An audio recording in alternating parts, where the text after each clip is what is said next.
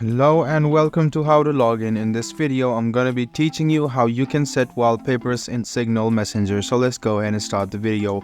Open the Signal app on your phone. After that, click on your profile, which you see on the top left hand corner. Then click on Appearance. You can see chat color and wallpaper. Go ahead and tap on it. And you can see the set wallpaper option. Go ahead and tap on set wallpaper, which is over here. And you can see some of the colors you can choose as wallpaper. So you can click on set wallpaper after you have chosen the color, or else you can go back to set wallpaper and you can click on choose from photos. There are a lot of photos you can choose from. After you select it, you can see that you can easily change the photo. You can also blur the photo and click set wallpaper. Now this is the wallpaper which will be set for each and every chat.